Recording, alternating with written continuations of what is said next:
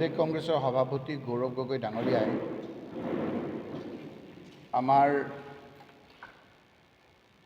মিত্ৰজোঁটৰ সকলো সভাপতিৰ লগত কথা পাতি কেইবাখনো কমিটি কৰি দিছে। সেই কমিটিসমূহৰ কাম হ'ল যে প্ৰত্যেকখন জিলালৈ গৈ ষ্ট্ৰং ৰুমৰ এজেণ্টসকলক দেখা কৰিব আৰু ষ্ট্ৰং ৰুমৰ আৰু কাউণ্টিঙৰ বুজ ল'ব আৰু প্ৰত্যেকজন কেণ্ডিডেটৰ লগত মত বিনিময় কৰিব। সেই সূত্ৰে আজি নগাঁৱলৈ বিধায়িকা শিৱামণি বৰা ডাঙৰীয়াৰ নেতৃত্বত বিধায়ক দিগন্ত বৰ্মন ডাঙৰীয়া, প্ৰাক্তন বিধায়ক স্বপন কৰ, মৃণাল হাজৰিকা প্ৰমুখ্যে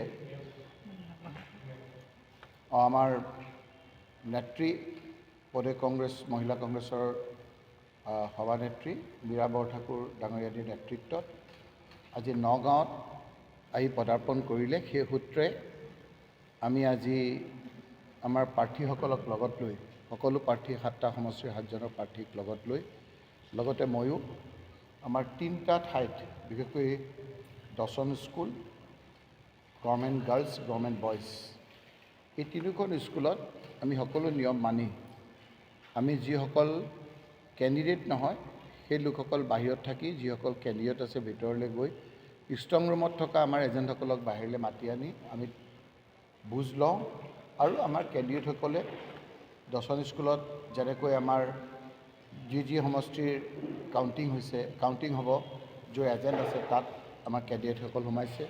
ঠিক একেদৰে গাৰ্লছ হায়াৰ ছেকেণ্ডেৰী স্কুলতো আমাৰ য'ৰ কেণ্ডিডেট হ'ব তাত সোমাইছে আমাৰ কেণ্ডিডেটসকল আৰু আমাৰ গভৰ্ণমেণ্ট বইজত যি সমষ্টিৰ কাউণ্টিং হ'ব তাৰ কেণ্ডিডেটহে আমাৰ সোমাইছে আৰু এজেণ্টসকলক বাহিৰত আনি আমি কথা পাতিছোঁ। ইয়াৰ প্ৰধান কাৰণ হ'ল যে কাউণ্টিঙৰ সময়ত যাতে সকলো নিৰপেক্ষ হৈ থাকে তাৰ এটা বুজ ল'বৰ কাৰণে আমাৰ আজি all India Congress committee Gaurav Gogoi ডাঙৰীয়া আৰু মিত্ৰজোঁটৰ লোকসকলে এই ব্যৱস্থা গ্ৰহণ কৰিছে। আমি আজি 29 তাৰিখ, আজি পশ্চিমবংগৰ নিৰ্বাচন শেষ হ'ব। আমি খবৰ পাইছোঁ যে হিমন্ত বিশ্ব শৰ্মা ডাঙৰীয়াই ক্ষমতা যোৱাৰ ভয়ত বিভিন্ন ধৰণৰ পদ্ধতি অৱলম্বন কৰিব পাৰে। পশ্চিমবংগৰ নিৰ্বাচন শেষ হোৱাৰ লগে লগে এক্সিট পোল আৰম্ভ হ'ব। এক্সিট পোল আৰম্ভ হোৱাৰ লগে লগে আমি উমান পোৱা মতে এনেকুৱা এটা পৰিৱেশৰ সৃষ্টি কৰিব বিচাৰিব যে আমাৰ কিছু তেওঁৰ কথা শুনা চেনেল বা বিভিন্ন মিডিয়াৰ যোগেদি যে আকৌ বিজেপি চৰকাৰ হ'ব, হিমন্ত বিশ্ব শৰ্মা মুখ্যমন্ত্ৰী হ'ব, এনেধৰণৰ এটা পৰিৱেশ সৃষ্টি কৰি অফিচাৰসকলক মানসিকভাৱে এটা হেঁচা দিয়াৰ পৰিকল্পনা কৰা বুলি আমি অনুমান পাইছোঁ।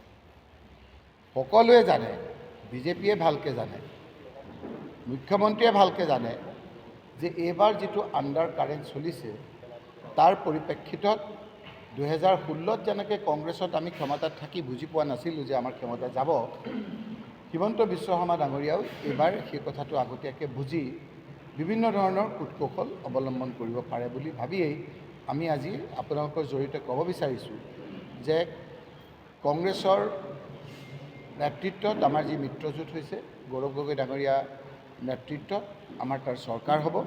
এই কথাটো আমি কোৱা কথা নহয়।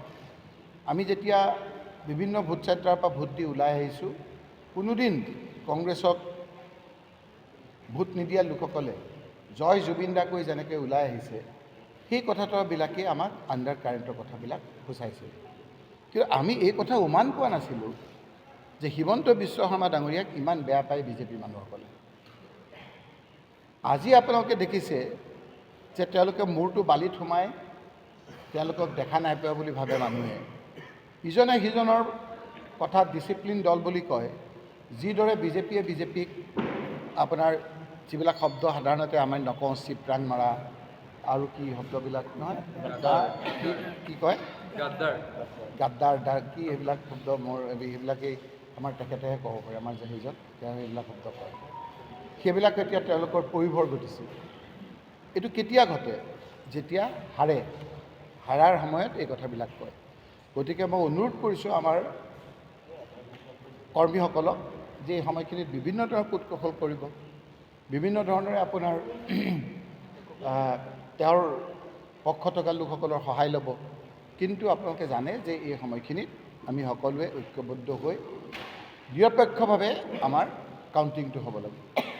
নগাঁও জিলাততো আপোনাৰ এনেও আপুনি যদি চাই বিজেপিৰ যেতিয়া জয় মই তেতিয়াইতো অৱস্থা বেয়া।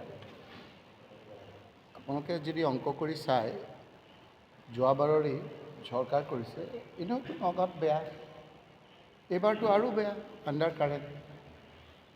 আৰু মইতো আহি পেলাই মীৰা বৰঠাকুৰকে চিনি পোৱা নাই। মানে মানুহে আগতে মোৰ 2001 চনত তেনেকুৱা হৈছিল, মোৰ মুখখন দেখিয়ে আপুনি সাংবাদিক আছিল, কৈছিল আপোনাক দেখিলেই জিকিব লাগে। মীৰা বৰঠাকুৰক দেখিয়ে দেখোন মুখখন জিকিব যেন লাগিছিল। কথাবিলাক কিছুমানে দেখে নহয়, মুখখন দেখিয়ে জিকিব যেন লাগিছে। গতিকে এই কথা বতৰাবিলাকে সূচাইছে, আপোনালোকেও দেখিছে যে যিমান ওচৰ চাপি আহি আছে সিমানে তেওঁলোকে নাৰ্ভাছ হৈছে, গাদ্দাৰ কৈছে, তাৰপিছতে আৰু কিবা কিবি শব্দ কৈছে, সেইবিলাক আছে। সেইবিলাক আমাৰ এজনক দি দিছোঁ, তেখেতে এইবিলাক শব্দ ক'ব। তেওঁ আছে নহয়, কিবা কিবি শব্দবিলাক ক'ব। আমি এই কথাবিলাক সেইবিলাক কৰোঁ। আৰু যদি কিবা আছে সুধিব পাৰে। কিমান আসন পাব সেই তেওঁকে দায়িত্ব দিছোঁ। কিন্তু জিকিব যে গভৰ্ণমেণ্ট যে কৰিব, আজিৰ দিনটোত আমাক মানুহে চাই আছে। আমি যদি এনেকৈ কওঁ যে আমি ইমান আসন পাম, তেতিয়া মানুহে আমাক বেয়া পাব। কাৰণ মানুহে এইবাৰ চাইলেণ্ট ভোট দিছে, নীৰৱে ভোট দিছে। এনেকুৱা মানুহে ভোট দিছে যিবিলাক মানুহে জীৱনত কংগ্ৰেছক ভোট দিয়া নাই, জীৱনক মিত্ৰজোঁটক দিয়া নাই। সেই লোকসকলে কৈছে যে আমি বিজেপিতে থাকিম, অহা বছৰো বিজেপি কৰিম, কিন্তু হিমন্ত বিশ্ব শৰ্মাক গাদীচ্যুত কৰিবৰ কাৰণে আমি কংগ্ৰেছ আৰু মিত্ৰজোঁটক আমি ভোট দিম। ভাবিব নোৱাৰাকৈ আপোনাৰ ভোট দিছে। সেই কথা বতৰাবিলাক আপুনি বাকচ খুলিলে গম পাব। সেইকাৰণে এই কথাবিলাক আমাতকৈ বেছি ইণ্টেলিজেঞ্চৰ যোগেদি গম পাইছে হিমন্ত বিশ্ব শৰ্মা ডাঙৰীয়াই। সেইকাৰণে আপোনাক মাত কথাবিলাক চাবচোন, কেনেধৰণে মাত কথা কৈছে। সেই ধৰণৰ কথা কয় নেকি? সেইদিনা আমাৰতো ধৰি লওক এনেকৈ থাকোঁ যদিও কিছুমান বিজেপিৰো ভাল মানুহৰ লগত আমাৰ সম্বন্ধ থাকে। কেতিয়াবা তেওঁ কৈছে যে মই তোমাক ঘৰুৱাভাৱে কৈছোঁ যে মই ল'ৰা ছোৱালী লৈ পেলাই যেতিয়া তেখেত ওলায় টিভিটো বন্ধ কৰি দিওঁ। ক'ত কিবা বেয়া কথা শিকে? কাৰণ নিজৰ ল'ৰা ছোৱালীকতো বেয়া কথা শিকাব নিবিচাৰে চবেই। খুব মদ খোৱা মানুহেতো নিজৰ ছোৱালীজনীক মদ আহিলে বিয়া নিদিয়ে। গতিকে বেয়া কথাটো কোনো ল'ৰা ছোৱালীক নিশিকায়। তেওঁ ইমান অপ্ৰিয় হৈছে, তেওঁ মাত কথা ইমান আপোনাৰ উচ্ছৃংখল বিশৃংখল আপোনাৰ হৈছে। সেই কথা বতৰাবিলাকে প্ৰমাণ কৰে যে এইবাৰ হিমন্ত বিশ্ব শৰ্মা গেল আৰু গৌৰৱ গগৈ ডাঙৰীয়াৰ নেতৃত্বত কংগ্ৰেছৰ মিত্ৰজোঁটৰ চৰকাৰ।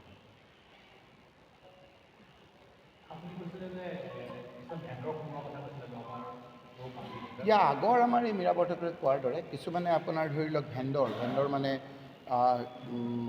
কিছুমান চাহ দিবলৈ যোৱা মানুহ, কিছুমান আপোনাৰ মানুহ, সেইবিলাক মানে এডমিনিষ্ট্ৰেশ্যন আমাৰ তেওঁলোকৰ প্ৰতি আমাৰ বিশ্বাস আছে ইলেকশ্যন কমিশ্যন অফ ইণ্ডিয়াত। কাৰণ সোমাবলৈ বহুত নিয়ম। কাৰ্ডখন আপোনাৰ দেখাব লাগে, সেই কাৰ্ডখন দেখুৱাই পেলাই যাতে আমি বিচাৰিছোঁ যে নিৰপেক্ষভাৱে কাউণ্টিংটো ক'ত কোনো আপোনাৰ পক্ষপাতিত্বমূলক নহওক, নিয়ম যিটো নিয়মৰ ভিতৰত আমাৰ কাউণ্টিং হলত সোমাওক, কোনো ভেণ্ডৰে চাহ দিয়া ভাষাৰে যাতে যাব নোৱাৰে, কোনোবাই আপোনাৰ বেলেগ কামত যাতে যাব নোৱাৰে, সেই কথাখিনি অকণমান ইলেকশ্যন কমিশ্যন অফ ইণ্ডিয়া আমি CEO অসমক আমি আগতীয়াকৈ কথাবিলাক জনাইছোঁ যে নিৰপেক্ষতাৰ স্বাৰ্থৰ খাতিৰত এই কথাখিনি যাতে তেওঁ অকণমান ভালকৈ চায়। কিছু ঠাইত যে এজেণ্টসকলৰ নহ'বও পাৰে, হ'বও পাৰে, আমি খবৰ পোৱাটো আমি অকণমান ইলেকশ্যন কমিশ্যনক কৈ থোৱা ভাল যে ভেণ্ডৰ হিচাপেও বোলে কিছুমান লোকক তেওঁলোকে ক'ৰবাত কাউণ্টিঙত সোমোৱা পৰিকল্পনা কৰা বুলি আমি অনুমান পাইছোঁ। গতিকে তেওঁলোকে এতিয়া চাহটোকে বাঘটো দেখিছে। কোনো ক্ষেত্ৰতে আমি ৰাইজে দিয়া ভোটখিনি আমি গণি ল'বলৈ প্ৰস্তুত। কংগ্ৰেছৰ নেতৃত্বত চৰকাৰ হ'ব। আৰু আপোনালোকে যদি পৰিপূৰক কিবা কথা সোধে সেইখিনি আমি ক'ম। 29 তাৰিখ আজি আপোনালোকে চাব আমাৰ কথা হয়নে নহয়। ঠিক এক্সিট পোল আৰম্ভ হোৱাৰ লগে লগে হিমন্ত বিশ্ব শৰ্মাই ভয়ত কিছুমান পক্ষ লৈ এনেকুৱা এটা পৰিৱেশৰ সৃষ্টি কৰিব যে তেওঁ জিকিলে আচলতে যিটো বস্তু সত্য নহয়।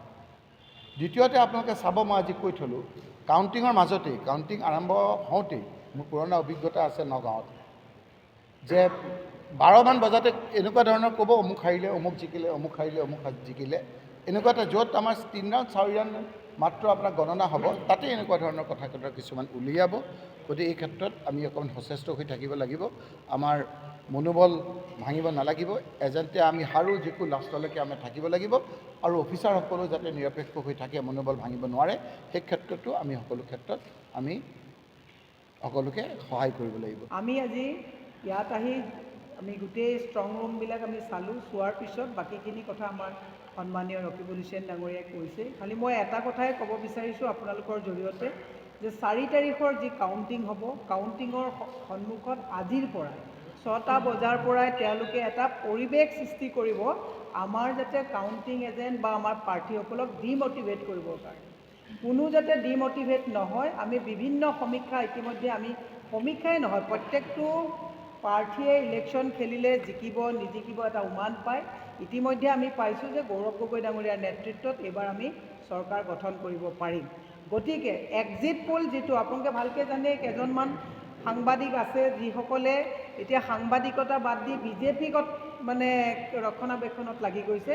এইবোৰ এক্সিট পোলত হতাশ হ'ব নালাগে। এইবিলাক এক্সিট পোলত আপোনালোকে মনোনিৱেশ কৰিব নালাগে।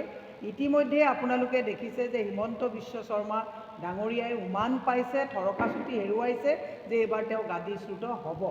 গতিকে আমি সকলোকে এটা অনুৰোধ জনাইছোঁ যে সেইদিনাখন যাতে ৰাতিপুৱাৰ পৰা আমি একদম কাউণ্টিং শেষ হৈ চাৰ্টিফিকেট লোৱাৰলৈকে যাতে আমি মনোবল বৃদ্ধি কৰি আমি চৰকাৰ গঠন কৰিব পাৰিম।